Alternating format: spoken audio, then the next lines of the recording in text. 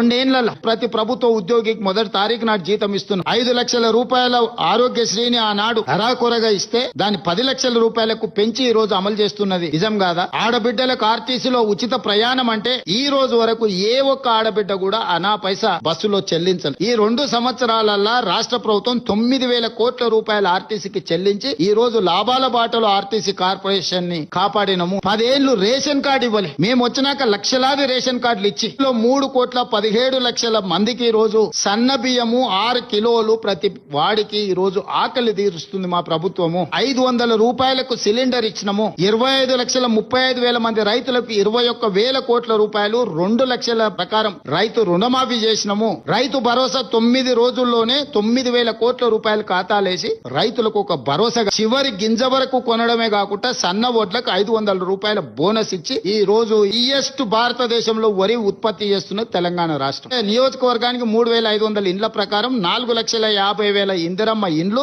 మేము వచ్చిన తర్వాతనే నోటిఫికేషన్ ఇచ్చి group 1, group 2, group 3, group 4 teachers, police 2 ఏళ్లలో 70,000 ప్రభుత్వ ఉద్యోగాలు ఇచ్చినాం. మొత్తం ప్రతి ప్రభుత్వ ఉద్యోగం మేము ఇచ్చిన వాళ్ళ లిస్ట్ అంతా రిలీజ్ చేస్తాం. మీరు లెక్క పెట్టుకోండి. స్కూల్స్ డైట్ చార్జెస్ పెంచలేదండి. పిల్లలకు అరాకలతో చచ్చిపోతుంటే 40% డైట్ చార్జెస్ పెంచిన. 200% కాస్మెటిక్ చార్జెస్ పెంచిన. Young India Integrated Residential Schools 20,000 కోట్లతో పనులు ప్రారంభించుకున్నాం. యంగ్ ఇండియా స్కిల్స్ యూనివర్సిటీ పెట్టుకున్నాం. యంగ్ ఇండియా స్పోర్ట్స్ యూనివర్సిటీ పెట్టుకున్నాం. ఈ రోజు స్కూల్స్ లో మొత్తం ప్రక్షాళన చేసి ఫేషియల్ రికగ్నైజేషన్ సిస్టమ్ తీసుకొచ్చి టీచర్లను పిల్లల్ని సమన్వయం చేసుకొని ముందుకు వెళ్తున్నాం. మోడీ గారు ఇచ్చినా ఇవ్వకపోయినా మూసి రివర్ ఫ్రంట్ ఈ రోజు మనం కట్టుకుంటున్నాం. మెట్రో సహకరించినా సహకరించకపోయినా మనం విస్తరణ చేసుకుంటున్నాం. రీజనల్ రింగ్ రోడ్ మీరు ఇస్తే ఇచ్చారో లేకపోతే లేదు అని మనం నిర్మాణం చేసుకోవడానికి సన్నాహకాలు ఏర్పాటు చేసినాం. కంప్లీట్ గా ఒక సిటీనే ఈ రోజు భారత్ ఫ్యూచర్ సిటీని మనం నిర్మించుకుంటున్నాం. ఈ రోజు గ్లోబల్ సమ్మిట్ చేసుకున్నాం. బీసీ కులగణన ఎవరైనా చేసిరా అండి? మాదిగా ఉపకులాల వర్గీకరణ సమస్యకు శాశ్వత పరిష్కారం చూపిస్తే ఈ రోజు బుడగ జంగాల నుంచి అత్యంత వెనుకబడిన